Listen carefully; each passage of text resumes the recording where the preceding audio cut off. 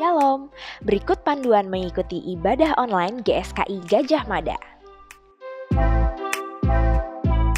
Siapkan hati, pikiran, dan waktu kita untuk fokus kepada Tuhan.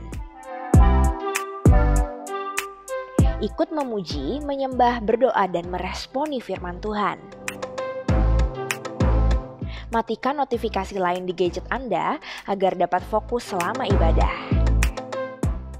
Subscribe YouTube channel GSKI Gajah Mada dan aktifkan tombol notifikasi untuk update ibadah terbaru. Selamat beribadah, Tuhan Yesus memberkati.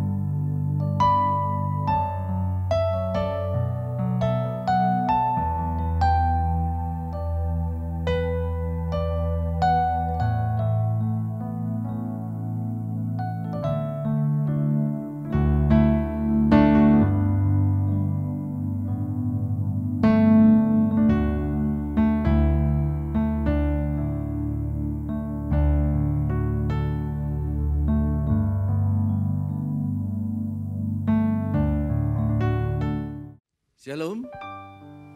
Bapak Ibu, Saudara kasih Tuhan Yesus. Salam sejahtera buat kita semua. Kalau sampai hari ini kita masih bisa berjumpa di dalam ibadah kami di GSKI Gajah Mada, walaupun masih tetap secara online di channel YouTube GSKI Gajah Mada.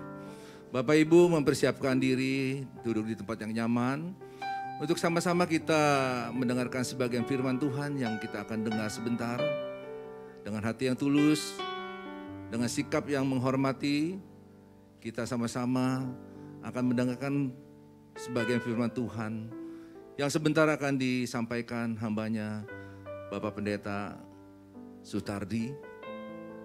Dan biarlah kita semua mempersiapkan diri, ikuti terus sampai berakhir, sampai doa berkat. Sekarang saya undang Bapak Ibu untuk bangkit berdiri, kita mau berdoa. Bapa di dalam surga, Allah yang kami sembah di dalam nama Tuhan Yesus. Tidak henti-hentinya Tuhan kami mengucap syukur dan berterima kasih Tuhan atas segala berkat kebaikan Tuhan sepanjang kehidupan kami sampai hari ini. Lebih-lebih hari ini Tuhan, kami masih diberi kesempatan untuk mendengarkan sebagian firman-Mu Tuhan. Urapi hamba-Mu yang sebentar akan memberitakan firman ini Tuhan. Buka mata hati pikiran kami semua ya Tuhan. Agar kami semakin mengerti, menghayati semua firman Tuhan yang kami dengar. Kami mau melakukannya Tuhan, untuk menyenangkan hati-Mu Tuhan. Biarlah Tuhan yang pimpin ibadah ini dari awal pertengahan sampai akhirnya berjalan sesuai dengan kehendak-Mu Tuhan. Pujian penyembahan kami biarlah menjadi dupa yang harum buat Bapa di surga. Kami akan buka ibadah ini hanya di dalam nama Tuhan Yesus. Haleluya. Amin. Silakan duduk Bapak Ibu.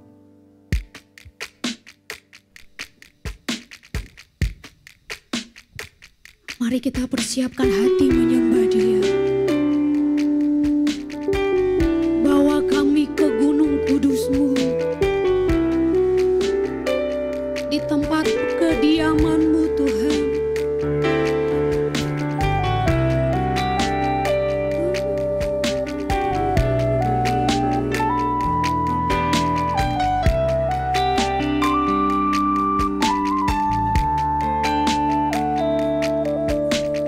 Bawa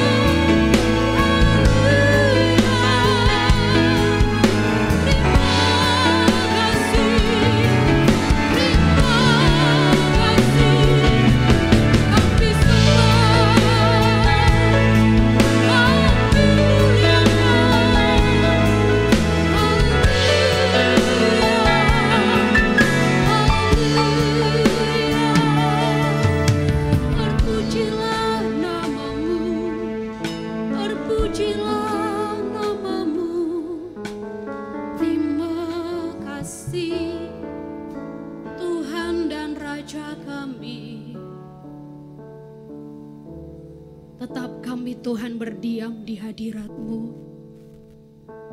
Kami mau terus menikmati hadirat-Mu Tuhan. Dimanapun keberadaan umat-Mu saat ini, hati kami yang merindukan Engkau senantiasa, Engkau hadir di sana Tuhan. Terima kasih Bapa, lebih lagi Tuhan, kami bersuka, bersorak bagi kemuliaan nama-Mu.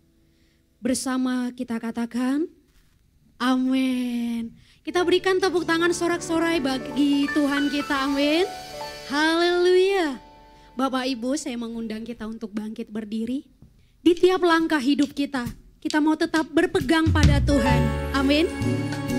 Haleluya. Kita beri tepuk tangan dengan semangat Bapak Ibu. Mari bersuka di dalam Dia.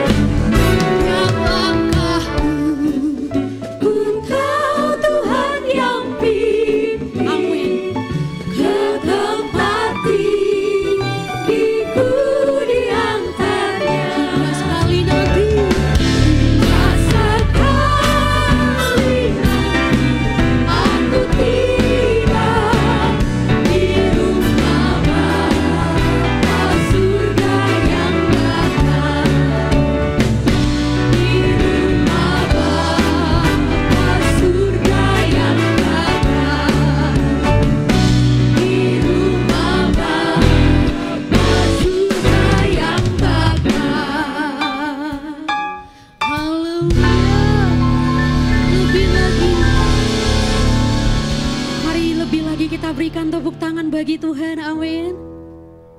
Apapun yang terjadi dalam hidup kita, kita mau tetap kuat di dalam Tuhan, amin.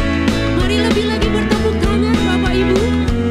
Di badai topan dunia, kami mau panggil nama-Mu. Haleluya.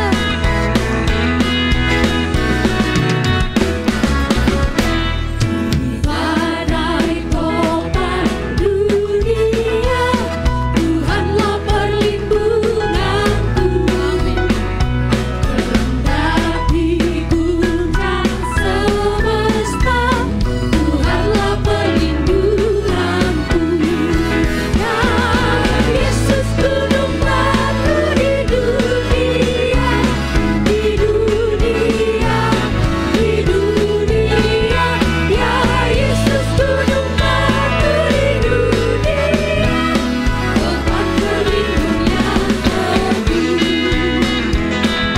Baik siang dan malam, kami mau tetap berserah padamu. Dan biar badai menyerang, Tuhanlah perlindunganku. Adanya kami berserah. Amin. Tuhanlah perlindunganku. Mari Bapak Ibu angkat tanganku.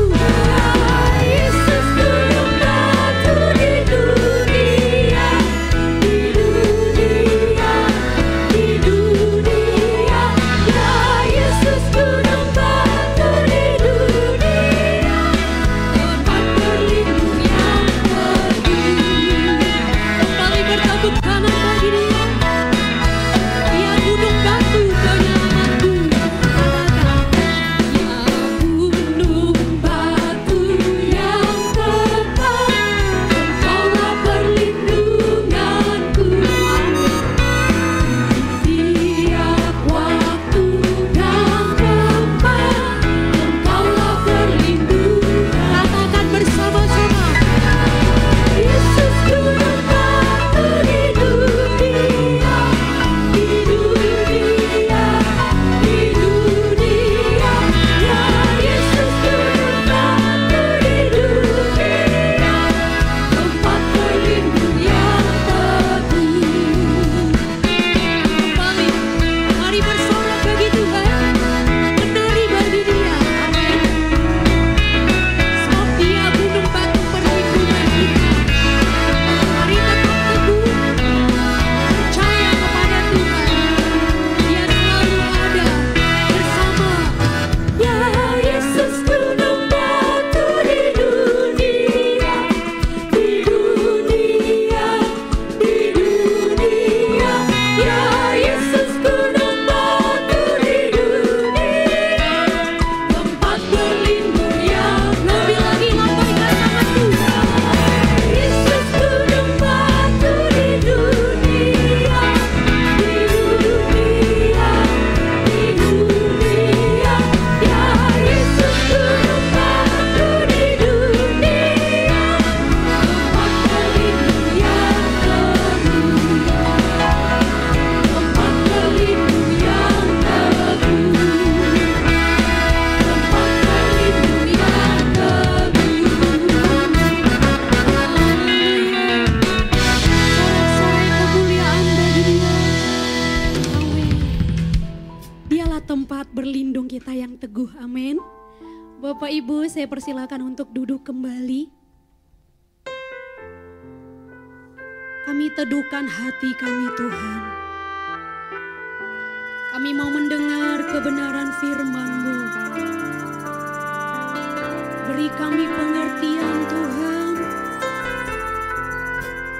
agar kami mengerti apa yang Tuhan kehendaki.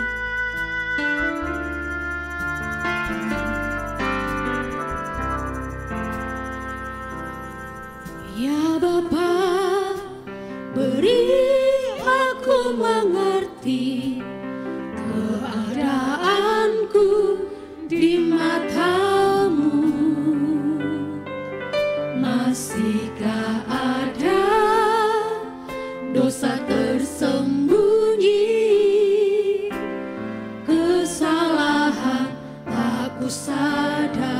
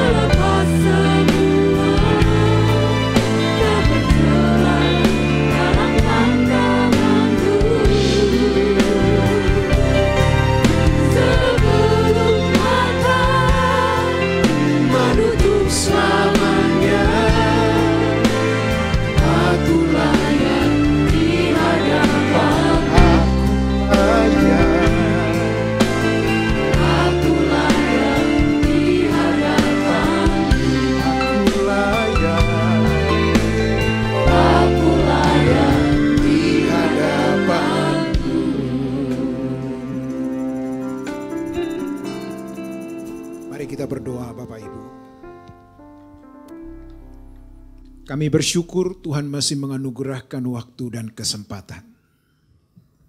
Dan bertepatan saat ini ya Tuhan, minggu yang telah Engkau anugerahkan bagi kami. Kami masih boleh beribadah walaupun dalam keadaan terbatas. Tetapi disinilah kami dipaksa dan dituntun untuk boleh menghayati Allah yang kami sembah yang tidak terbatas. Bapa, kami rindu dicerahi, diterangi oleh kebenaran-Mu. Tolong hamba-Mu untuk menyampaikannya.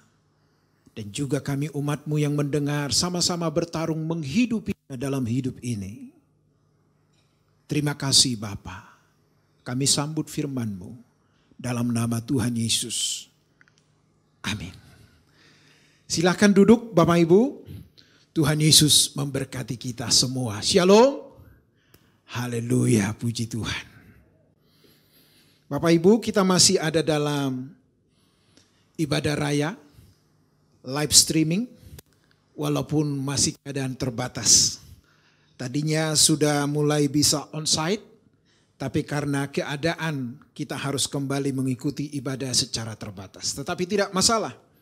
Seperti doa saya tadi, kita dipaksa untuk menghayati Allah yang tidak terbatas. Nah untuk itu Bapak Ibu, mari kita langsung membuka Alkitab kita dari Injil Yohanes.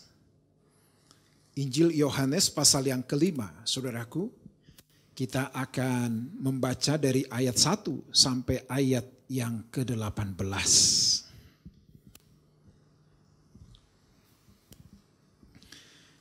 Sesudah itu, ada hari raya orang Yahudi dan Yesus berangkat ke Yerusalem. Di Yerusalem dekat pintu gerbang domba ada sebuah kolam yang dalam bahasa Ibrani disebut Bethesda, ada 5 serambinya. Dan di serambi-serambi itu berbaring sejumlah besar orang sakit. Orang-orang buta, orang-orang timpang, dan orang-orang lumpuh yang menantikan goncangan air kolam itu. Sebab sewaktu-waktu turun malaikat Tuhan ke kolam itu dan menggoncangkan air itu. Barang siapa yang terdahulu masuk ke dalamnya sesudah goncangan air itu menjadi sembuh, apapun juga penyakitnya. Di situ ada seorang yang sudah 38 tahun lamanya sakit. Ketika Yesus melihat orang itu berbaring di situ dan karena ia tahu bahwa ia telah lama dalam keadaan itu, berkatalah ia kepadanya, "Maukah engkau sembuh?" Jawab orang sakit itu kepadanya, "Tuhan, tidak ada orang yang menurunkan aku ke dalam kolam itu apabila airnya mulai goncang. Dan sementara aku menuju ke kolam itu, orang lain sudah turun mendahului aku." Kata Yesus kepadanya, "Bangunlah, angkatlah tilammu dan berjalanlah." Dan pada saat itu juga sembuhlah orang itu. Lalu ia mengangkat tilamnya dan berjalan. Tetapi hari itu hari Sabat. Karena itu orang-orang Yahudi berkata kepada orang yang baru sembuh itu, "Hari ini hari Sabat dan tidak boleh engkau memikul tilammu." Akan tetapi ia menjawab mereka, "Orang yang telah menyembuhkan aku, Dia yang mengatakan kepadaku, angkatlah tilammu dan berjalanlah." Mereka bertanya kepadanya, "Siapakah orang itu yang berkata kepadamu, angkatlah tilammu dan berjalanlah?" Tetapi orang yang baru sembuh itu tidak tahu siapa orang itu, sebab Yesus telah menghilang ke tengah-tengah orang banyak di tempat itu. Kemudian Yesus bertemu dengan dia dalam bait Allah lalu berkata kepadanya, "Engkau telah sembuh. Jangan berbuat dosa lagi supaya padamu jangan terjadi yang lebih buruk." Orang itu keluar lalu menceritakan kepada orang-orang Yahudi bahwa Yesuslah yang telah menyembuhkan dia. Dan karena itu orang-orang Yahudi berusaha menganiaya Yesus karena ia melakukan hal-hal itu pada hari Sabat. Tetapi ia berkata kepada mereka, "Bapakku bekerja sampai sekarang, maka aku pun bekerja juga." Ayat 18. Sebab itu orang-orang Yahudi lebih berusaha lagi untuk membunuhnya. Bukan saja karena ia meniadakan hari Sabat, tetapi juga karena ia mengatakan bahwa Allah adalah Bapanya sendiri. Dan dengan demikian menyamakan dirinya dengan Allah. Sampai di situ pembacaan firman Tuhan. Bapak Ibu yang Tuhan Yesus kasihi.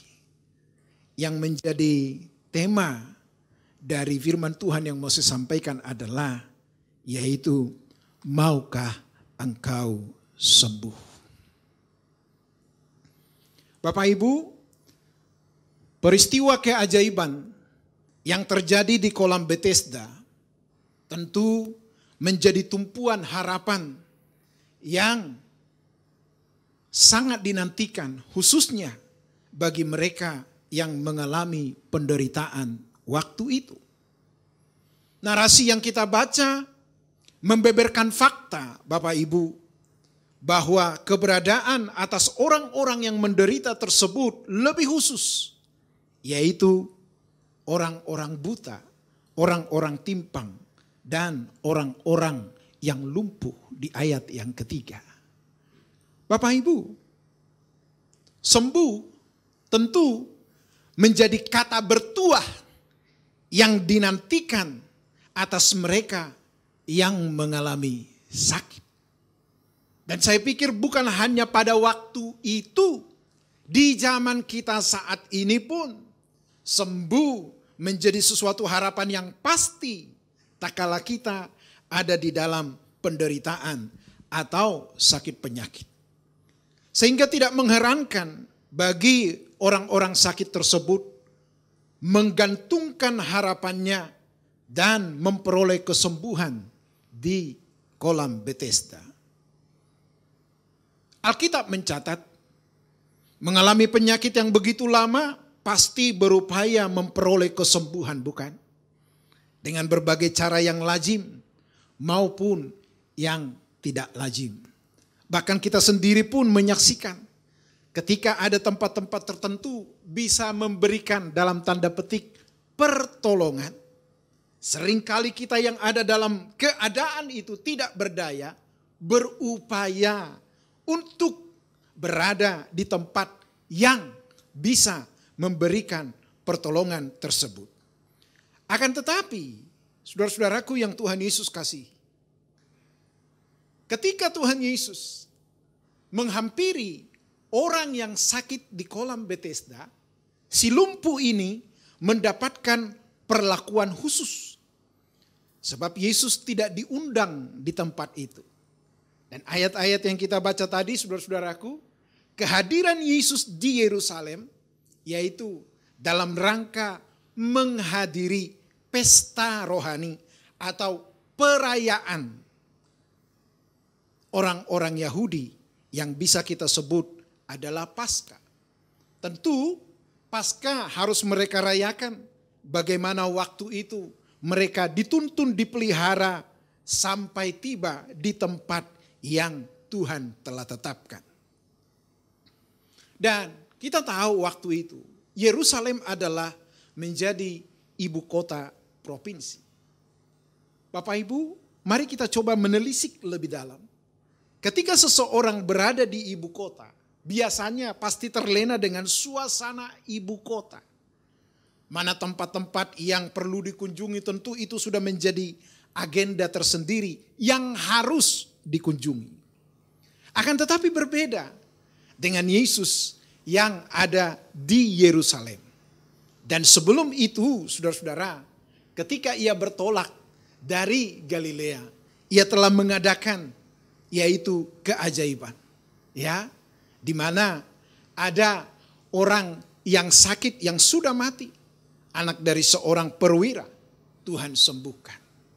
Tetapi menarik, sebab judul dari nats yang kita baca ini, penyembuhan pada hari Sabat di kolam Bethesda. Orang Yahudi memahami Sabat berarti berhenti dari segala sesuatu. Tetapi mereka lupa esensi dari Sabat itu adalah Tuhan sendiri. Sehingga saudara-saudara, perbuatan baik apapun kalau itu melanggar norma, aturan, budaya yang sudah ditetapkan oleh orang Yahudi menjadi salah, saudara-saudaraku. Nah, di sini kita melihat bagaimana orang yang lumpuh 38 tahun. Lama sekali. Lama sekali. Saudara-saudara, orang yang lumpuh ini tentu menjadi gambaran dari kehidupan dalam ketidakberdayaan untuk melanjutkan hidup itu sendiri. Dan mungkin juga Bapak Ibu menatap saya dan berkata, Pak Pendeta, saya tidak lumpuh. Betul, mungkin kita tidak lumpuh secara jasmani. Tetapi ketidaksanggupan untuk menanggulangi kenyataan yang kita hadapi itu adalah bentuk yang lain dari kelumpuhan yang ada. Dan kesembuhan yang terjadi ini Bapak Ibu sangat aneh bin ajaib. Ada aturan main. Betul memang ada keajaiban di kolam Bethesda. Tetapi ada syarat, aturan yang harus dipenuhi. Yaitu ketika air di kolam itu bergoncang. Alkitab mencatat siapa saja yang terdahulu masuk ke kolam itu, apapun penyakitnya dijamin sembuh. Ini luar biasa nih saudara-saudara. Bahkan di negara kita ini ya sangat kaya dengan cerita-cerita seperti itu. Di tempat sana bisa menyembuhkan, di tempat ini bisa. Orang kadang-kadang langsung berbondong-bondong saudara-saudara. Dan kolam Bethesda ini Alkitab mencatat dia memiliki 5 serambi. Sejenak kita berpikir, kalau kolam 4 persegi berarti serambinya mestinya 4 bukan? Tetapi Alkitab ini mencatat kolam ini memiliki 5 serambi. Saya berpikir berarti ada 2 kolam dan di tengah-tengah ada serambi. Tetap bersegi 4 tapi di tengah-tengah ada tembok pembatas. Disinilah serambi yang kelima. Dan di serambi-serambi ini Bapak Ibu penuh dengan orang-orang yang sudah khusus. Yaitu yang kita baca orang buta, timpang, dan lumpuh. Saya yakin jemaat Tuhan bahwa keadaan yang paling memprihatinkan adalah keadaan si lumpuh. Si buta memang tidak bisa melihat, tetapi dia masih bisa berjalan. Si timpang memang tidak lumpuh, mungkin juga dia bisa melihat dan juga bisa bergerak. Akan tetapi si lumpuh ini Bapak Ibu tidak berdaya sama sekali. Nah, sehingga apa yang terjadi? Yesus yang berinisiatif sendiri untuk menjumpai si lumpuh ini dan berkata, maukah engkau sembuh? Apalagi di tengah keadaan saat ini Bapak Ibu. Ya, COVID masih mewabah. Dan firman Tuhan ini juga saya sampaikan kepada setiap kita. Maukah engkau sembuh? Nah kalau kita ada di dalam posisi seperti itu sudah pasti logis kita berkata, yes saya mau sembuh. Akan tetapi saudara-saudaraku yang Tuhan Yesus kasih, ini juga menarik ya. Cara kerja Tuhan ini di luar dari prediksi kita. Sudah tahu orang itu lumpuh, sakit begitu lama. Tuhan berkata, maukah engkau sembuh? Sekilas seolah-olah ngeledek nih gitu ya. Tetapi tidak Bapak Ibu. Betul Tuhan yang berinisiatif untuk menjumpai orang lumpuh ini. Dan tahulah kita, ternyata yang lumpuh ini tidak mengenal Tuhan Yesus sama sekali. Ya, tidak mengenal Tuhan Yesus sama sekali. Dan mungkin atas dasar itulah responnya menjadi berbeda. Sehingga tak kala ditanya, maukah engkau sembuh? Dia malah curhat, saudara-saudaraku yang Tuhan Yesus kasih. Ya, dia curhat. Dia berkata tidak ada orang yang membantu saya Tuhan. Sehingga saya tetap begini. Wow, jawaban ini mungkin juga mewakili keberadaan dari orang yang lumpuh ini. Mungkin dia sebatang kara. Ya, karena mungkin dia tidak memiliki kerabat yang lain yang bisa membantu dia. Tetapi di sisi lain juga keluh kesah gundah gulana yang dialami oleh si lumpuh ini memberikan sesuatu yang sangat spesial bagi kita. Ternyata Bapak Ibu, orang sehat, orang tidak sehat sama-sama egois. Ya, harusnya ketika orang ini buta, timpang dan lumpuh, harusnya mereka berkata dong kepada si lumpuh ini, Airnya udah bergoncang tuh, udah tuh, lu duluan deh. Tapi ternyata enggak. Manusia begitu serakah dengan hidupnya sendiri. Ketika ada masalah, betul memang kita mau secepat mungkin menyelesaikan masalah itu. Tetapi bertanyakah kita, ada apa di balik masalah yang kuhadapi ini?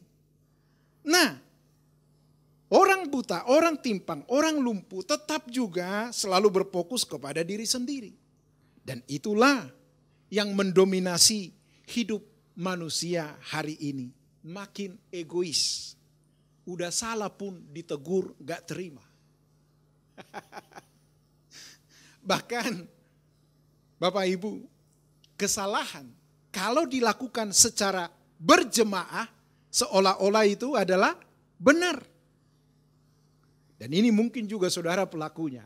Ya, ketika engkau ada di lampu merah, ya, 1-2 memulai dan bahkan banyak engkau juga mungkin ikut nimbrung. Padahal mata kita masih bisa membedakan warnanya, bukan? Tetapi seolah-olah tadi karena begitu banyak melakukan, seakan-akan itu menjadi pembenaran. Itulah manusia egois. Si buta memang tidak lumpuh. Yang timpang tidak lumpuh dan juga melihat. Tetapi yang lumpuh ini tidak berdaya sama sekali. Bayangkan dia hanya terbaring di tilam itu selama 38 tahun. Sehingga Tuhan berkata, maukah engkau sembuh? Walaupun responnya tidak seperti yang Tuhan harapkan. Tetapi ingat, ketika Tuhan menolong, tidak perlu ditentukan atau dipengaruhi oleh keadaan. Kenapa? Karena Allah kita itu kasih adanya. Dan pernah saya katakan Bapak Ibu, kasih hanya bisa terperagakan ketika kita bersedia di pihak yang dirugikan. Yang sakit aja sama-sama egois, apalagi yang sehat. Sama saja Bapak Ibu. Nah, saya berharap jemaat GSKI Gajah Mada bisa kita berubah bersama-sama. Walaupun tidak mudah. Apalagi sudah berumah tangga lebih dari belasan tahun. Sudah harus bisa kita menyadari, Tuhan, kebahagiaan rumah tanggaku ini bukan ditentukan oleh orang-orang sekelilingku. Tetapi ditentukan oleh diriku sebagai suami. Ditentukan oleh diriku sebagai seorang istri. Harus diputuskan. Tidak boleh menjadikan keadaan itu menjadi pembenaran. Dan saya tidak tahu berapa kalikah kolam Bethesda ini bergoncang. Apakah waktu-waktu tertentu? Tetapi yang menarik adalah si lumpuh bisa lo bertahan menunggu 38 tahun. Dan ketika Tuhan menyapanya, maukah engkau sembuh? Dia enggak jawab, maulah, enggak. Dia ceritakan, tidak ada Tuhan yang membantu saya. Kita juga kadang-kadang demikian, Tuhan sudah menyapa kita tapi kita enggak nangkap. Tapi Tuhan begitu sabar atas kita. Ya, sudah tahu itu salah, kita masih tetap nabrak. Nurani kita sudah enggak tenang, tapi kita masih tetap nabrak. Tetapi kita bersyukur Allah panjang sabar. Tetapi jangan disalah mengerti. Panjang sabarnya Tuhan bukan berarti kita serta-merta mau menyalahgunakan kesabaran itu. Saudaraku yang Tuhan Yesus kasihi. Nah, ketika Tuhan Yesus mendengar keluhan ini, ya, firman Tuhan berkata kepada orang yang lumpuh ini, apa yang terjadi? Angkatlah tilammu dan berjalanlah. Ada juga orang yang Tuhan sembuhkan di wadah kolam, yaitu kolam Siloam, yaitu yang buta. Tapi Tuhan menyuruh begini, basuhlah dirimu ke kolam itu. Tetapi di sini Tuhan tidak menyuruh ia turun ke kolam. Dia berkata, angkat tilammu dan berjalanlah. Wow, Bapak Ibu, lumpuh 38 tahun. Tetapi satu hal yang kita tahu di sini, kalau Tuhan sudah bertindak, tidak perlu engkau pikirkan bagaimana caranya engkau ditolong. Itu urusan Tuhan. Nah, ketika si lumpuh ini 38 tahun, dia dengar perkataan Tuhan. Walaupun belum dikenalnya, bangun, angkat tilammu, dan berjalanlah. Dan Bapak Ibu, yang menjadi persoalan adalah keajaiban itu terjadi di hari Sabat, hari perhentian, hari yang sangat mereka hormati. Nah, lihat saudaraku, keajaiban begitu nyata. Kebaikan dialami oleh orang yang lumpuh 38 tahun. Harusnya mata orang tertuju dan berkata, wow, keren, luar biasa Tuhan bekerja. Tapi justru kebaikan Tuhan ini disalahpahami. Malah orang berdiri dan menatap dia, hei, kenapa kamu bekerja? Bukankah ini hari Sabat? Saudara-saudaraku yang Tuhan Yesus kasih, bukankah sering banyak rohaniwan atau tidak? Imam, pendeta atau tidak? Orang percaya atau tidak, sering melumpuhkan keadaan kita. Tetapi Yesus beda. Ya, dia tidak melumpuhkan, malah diluruskan. Saudara-saudaraku, simpel berpikir. Seandainya kalau ada hewan piaraan kita dalam keadaan terjepit atau menderita, walaupun itu lagi hari Sabat, kita bantu enggak? Kita tolong enggak? Pasti, saudaraku yang Tuhan Yesus kasih. Tetapi pertanyaannya adalah, apakah Tuhan Yesus tidak tahu bahwa saat itu adalah hari Sabat? Pasti tahu Bapak Ibu. Tetapi tindakannya menunjukkan siapa dia. Dan lewat perbuatan itu tersingkaplah identitas dari Tuhan Yesus yang menyuruh orang lumpuh tersebut bangun dan mengangkat tilamnya. Sehingga orang-orang langsung mencibir. Salah itu. Nah, Bapak Ibu, kebencian ini akan menutup mata, tidak bisa melihat kebaikan. Sehingga sering saya berkata Bapak Ibu, orang kalau sudah dasarnya tidak suka, udah gak senang, baik pun yang dilakukan orang itu selalu jahat. Nah, ini yang salah. Ini yang salah, saudara-saudaraku yang Tuhan Yesus kasih. Harusnya kan kita bisa sadar dong, oh iya ya, walaupun ada ini, tapi kan dia lagi menderita. Harusnya mereka bersorak-sorang dong. Ya, wow, yang ini belum pernah terjadi nih, luar biasa ini. Bahkan saudara-saudaraku, si lumpuh ini sudah hilang harapan. 38 tahun Bapak Ibu. Bahkan kelangsungan hidup si lumpuh ini pun mungkin hanya bergantung dari welas asih dari orang-orang sekelilingnya. Dia dicibir, dipitnah, dipermalukan. Wow, terpaksa harus ditelan habis oleh si lumpuh. Bahkan nilai kemanusiaannya pun ditekan begitu luar biasa. Tetapi ingat, yang perlu juga kita pelajari Bapak Ibu. Bukan juga Alkitab berkata bagi kita, hidup bagi Tuhan, mati adalah keuntungan. Saya mau katakan, saya mau tandaskan pada kesempatan ini buat kita. Seberat apapun penderitaanmu, ingat, selama masih di dunia ini, itu sementara. Sesukar apapun keadaan yang kau hadapi, kalau masih di dunia ini, itu sifatnya sementara. Jangan berdelik dan berkata menatap saya, Pak Pendeta, saya sudah tidak kuat. Jangan Bapak Ibu. Bukankah Alkitab juga mencatat, menjelaskan kepada kita, tidak ada yang dapat memisahkan kita dari kasih Kristus. Aniaya, penderitaan, sakit, penyakit kah? Harusnya ketika kita sakit, tahulah kita betapa bahagia kita dan menghargai kesehatan. Tetapi aneh, orang kadang-kadang hanya mau menerima enaknya saja. Dan lihat, apa yang dilakukan Tuhan Yesus atas orang lumpuh ini. Dia sembuh seketika. Di tengah ketidakberdayaan seketika, tulang-tulangnya menjadi kuat, ototnya berfungsi kembali. Dan ini menandaskan Tuhan sendiri berkuasa mendominasi atas apapun, termasuk Sabat. Mungkin jika sebagian jemaat menghadapi persoalan yang sudah sekian lama, selama engkau masih mau mendengarkan suara Tuhan Allahmu, tidak ada yang perlu engkau takutkan. Tidak ada yang perlu engkau takutkan. Tapi sakit saya ini Pak stadium lanjut ini. Tidak apa-apa.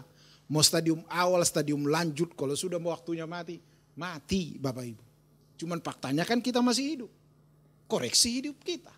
Dan apa yang terjadi? Ketika persoalan si lumpuh ini sudah selesai, timbul masalah. Kepada siapa?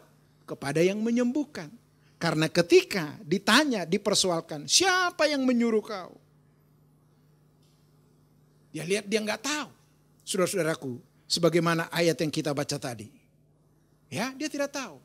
Malah, ini kita lihat, ya, disinilah kebobrokan orang beragama. Hanya mampu melihat kesalahan orang lain tanpa mampu menilik dan melihat kesalahannya sendiri. Dan inilah sifat jelek manusia. Matanya lebih tajam melihat kesalahan orang daripada melihat kesalahannya sendiri. Bapak Ibu, bukan juga hidup dalam rumah tangga begitu? Ketika suami istri berantem, waduh. Istri hanya salah sedikit, dimarah-marahin terus. Tapi jemaat GSKI Gajah Mada memang gak baik-baik semua ya. Haleluya saudara-saudara. Baik-baik semua. Tetapi ingat, kalau memang itu persoalan besar, kenapa gak dikecilkan? Kalau sudah bisa dikecilkan, kenapa gak bisa dilupakan saja? Walaupun memang firman Tuhan ini selalu paradoks ya. Secara umum dalam hidup kita. Disuruh kita mengasihi musuh. Harus mendoakan orang yang membenci kita. Tidak masuk akal memang. Tetapi bayangkanlah kita sudah sepakat harus percaya Tuhan yang tidak terbatas. Nah kalau kita melakukan di luar dari kemampuan atau batas kita, ingat sudah pasti ada Tuhan yang akan mendampingi kita. Nah sedikit lagi Bapak Ibu. Sikap serta tindakan Tuhan Yesus ini dalam melayani selumpuh tidak berubah sama sekali. Ya, berbeda dengan kita bukan? Kita menolong orang, kalau orang itu memberikan respon yang baik, ya kita semangat. Tapi kalau kita tolong dia acuh tak acuh, waduh. Kedagingan kita pun muncul dan berkata, siapa lu? Kan gitu ya. Saudara-saudaraku yang Tuhan Yesus kasih. Makanya di hidup kita yang kita lihat hari ini, kita sering melihat muka. Dan ini di gereja juga banyak. Kalau orang itu baik, ya kita baik. Kalau orang itu traktir kita, kita traktir. Tetapi Alkitab berkata, kalau engkau berbuat baik kepada orang yang baik, apa bedanya engkau dengan dunia ini? Nah ini yang menjadi berat saudara-saudaraku. Bukan hanya jemaat, yang lagi ngomong ini pun terus bertarung. Terus bertarung. Dan ketika saya diberikan kepercayaan berkhotbah seperti ini, saya ini sedang menuntut diri saya. Bisa enggak ini terlihat dalam realita hidupku? Saudara-saudaraku yang Tuhan Yesus kasih. Karena bicara khotbah, Bapak Ibu, dari kitab Kejadian sampai Wahyu, itu gampang. Gampang. Bahkan saya mau beritahu, mau dikhotbahkan kitab Kejadian sampai Wahyu, intinya hanya satu. Bertobatlah kau, kan itu kan? Itu intinya saudara-saudara. Maka walaupun dalam keadaan terbatas ini, Bapak Gembala di tempat ini, Bapak Pendeta Daniel Apau dan tim, terus mengupayakan pelayanan walaupun terbatas. Ya, pencegahan dilakukan begitu rupa. Bahkan ketika banyak teman-teman hamba-hamba Tuhan tidak bisa melayani, ya, karena COVID juga. Dan saya diminta, saya pun hadir. Dan sebelum melayani ini Bapak Ibu tahu enggak, badan saya juga agak pegal-pegal. Biasa kita ini kan udah parno, dengar banyak informasi, langsung taruh tangan di jidat. Agak panas enggak? Enggak, tapi badan agak pegal-pegal nih. Nah sementara dari Gajah Mada sudah ada flyernya. Saya yang akan melayani dengan tema, maukah sembuh? Nah kalau sampai saya di swab antigen garis merah 2, waduh nggak cocok ini. Tapi ya puji Tuhan, masih sehat saudara-saudaraku. Haleluya, nggak masalah. Nah di sini kita melihat ya, jangan mau terjebak lumpuh di aturan-aturan yang tidak membawa kita ke surga. Nah, itu sebabnya apa yang dilakukan oleh Tuhan ini begitu tulus atas orang yang lumpuh tersebut. Nyatanya kesembuhan atas si lumpuh telah melawat seluruh aspek kehidupannya, menggemparkan halayak ramai khususnya orang Yahudi. Kalau dalam konteks kita hari ini adalah orang percaya. Tetapi Bapak Ibu, apakah Tuhan Yesus seperti yang saya katakan tadi tidak tahu bahwa itu adalah hari Sabat? Tahu. Tetapi ingat, saya sudah katakan, Dia menjadi Tuhan atas Sabat. Dan saya perlu tekankan sedikit lagi buat kita. Engkau memang tidak lumpuh mungkin secara jasmani. Tetapi engkau juga harus mengenali gejala-gejala kelumpuhan yang ada dalam diri kita. Kalau engkau masih terikat dengan kebiasaan burukmu, engkau juga sedang lumpuh. Engkau masih menganggap diam dengan hutang yang kau miliki, itu adalah lumpuh, saudara-saudaraku. Engkau juga masih membenci orang yang kau kenal, itu juga adalah lumpuh. Dan hari ini Tuhan menyapa engkau dan aku. Maukah engkau sembuh? Maka dengan nalar yang baik, dengan pengertian yang baik, kita harus berkata, ya Tuhan, aku mau sembuh. Dan taulah kita, saudaraku yang Tuhan Yesus kasihi, Tuhan tidak pernah terlambat, semua kita berharga. Betul, orang yang lumpuh itu tadi tidak kenal Tuhan. Tetapi ketika Tuhan Yesus ada di bait Allah dan bertemu dengan orang yang lumpuh itu, Dia berkata apa? Jangan berbuat dosa lagi, supaya padamu tidak terjadi yang lebih buruk. Bapak Ibu, biarlah Tuhan menjamah kita dengan sambutan sapaan yang hangat ini. Maukah engkau sembuh? Biar Roh Kudus menuntun saudara di bagian mana engkau yang harus disembuhkan. Amin. Kita angkat satu pujian. Singer saya minta ke depan. Haleluya. Ku perlu Kau Tuhan. Ku perlu Kau Tuhan. Hanya Kau yang ku perlu. Ku perlu Tuhan. Dengar doaku. Dengar doaku.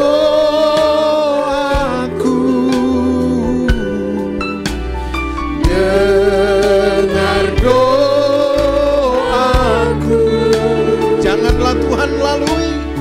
Janganlah Tuhan lalui. Bila berkat-Mu. Berperkara sejenak dengan Tuhan, Bapak Ibu. Kenali kelumpuhan dalam dirimu. Egoismu juga, menang sendirimu juga, itu adalah bentuk kelumpuhan yang harus kita tanggulangi. Dan mari kita sama-sama menyambut apa yang Tuhan nyatakan bagi kita. Bahwa Dia tetap baik adanya. Jangan pernah menaruh curiga kepada Tuhan. Sekalipun keadaanmu berpihak atau tidak. Biarlah Tuhan menolong kita. Bapak Ibu yang Tuhan Yesus kasih. Dan sebelum kita akhiri ibadah ini, kita akan mendengarkan pengumuman Bapak Ibu. Ya, dari gembala sidang kita, Bapak Pendeta Daniel Abau.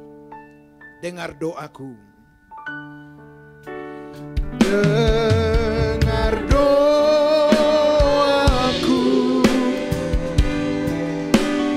Dengar doaku.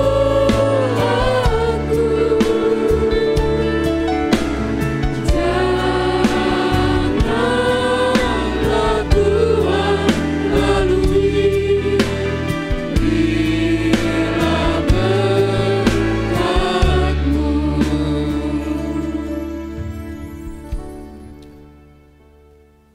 Baik Bapak Ibu, mohon waktu sebentar. Terima kasih atas kesetiaan Bapak Ibu yang mengikutinya sampai akhir ibadah kami. Dan juga terima kasih buat hambanya Bapak Pendeta Sutardi yang sudah membagikan firman buat kami semua. Hari ini kami percaya firman Tuhan membuka hati mata kita. Sudahkah kita disembuhkan secara jasmani dan rohani dalam setiap kehidupan kita? Biarlah firman Tuhan hari ini semakin mengingatkan kita semua dan semakin menghayati akan firman yang kita dengar semua, dan kita mengasihi Tuhan dengan melakukan semua yang Tuhan inginkan.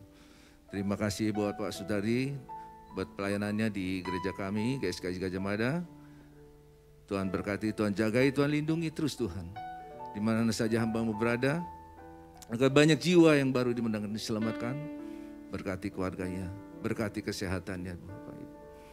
Terima kasih Bapak Ibu, dan saya mengingatkan bahwa nanti malam kita akan berjumpa di dalam doa penyembahan melalui Zoom, dan kami harapkan Bapak Ibu bisa mengikutinya. Dan juga besok minggu depan kita akan ikuti ibadah perjamuan kudus. Bapak Ibu boleh mempersiapkan roti dan anggur. Dan juga kami atas nama Gembala Sidang GSKI Gajah Mada mengucapkan terima kasih buat Bapak Ibu yang sudah selalu memberikan persembahan kasih buat gereja di tempat ini. Tuhan memberkati. Baik, sekarang Bapak Ibu saya undang untuk bangkit berdiri. Kita mau akhiri ibadah ini dan menerima berkat daripada Tuhan. Bapak, kami mengucap syukur dan berterima kasih atas penyertaan Tuhan sepanjang ibadah kami sampai akhirnya Tuhan. Terima kasih atas kebenaran firman yang kami sudah dengar bersama Tuhan. Ajar kami terus Tuhan semakin mengerti, semakin menghayati akan firman yang kami dengar. Dan kami mau melakukannya Tuhan untuk menyenangkan hati-Mu Tuhan. Biarlah hidup kami terus Tuhan lebih lagi mengasihi Tuhan dengan berbuah-buah dalam setiap kehidupan kami. Kami mau terus hidup dalam pertobatan. Dan Tuhan tolong kami Tuhan. Di dalam setiap kehidupan kami, di dalam setiap pekerjaan kami, di dalam pelayanan kami, dalam usaha kami. Biarlah Tuhan yang pimpin. Semuanya boleh berjalan sesuai dengan kehendak-Mu Tuhan. Ampuni kami ya Tuhan, kalau masih ada salah, dosa, perbuatan, ucapan kami yang tidak berkenan. Kami mau terus belajar Tuhan, hidup benar di hadapan-Mu, tidak bercacat dan tidak bercelah. Terima kasih Tuhan, kami akan akhiri ibadah ini. Biarlah Tuhan ulurkan tangan untuk memberkati kami, karena Tuhan yang punya berkat dan Tuhan yang berhak memberkati kami. Mari Bapak Ibu, angkat tangan kita, pandang Yesus dengan iman percaya kita kepada Tuhan. Kita sama-sama akan menerima berkat ini. Segala berkat, rahmat, anugerah yang berlimpah-limpah dari Bapa di surga. Kasih karunia, kasih sayang, kasih setia dari Tuhan Yesus. Persekutuan yang kudus menyertai kita semua dari mulai hari ini sampai selama-lamanya. Bapak Ibu yang percaya sudah menerima berkat ini, mari katakan bersama, amin. Tuhan Yesus memberkati.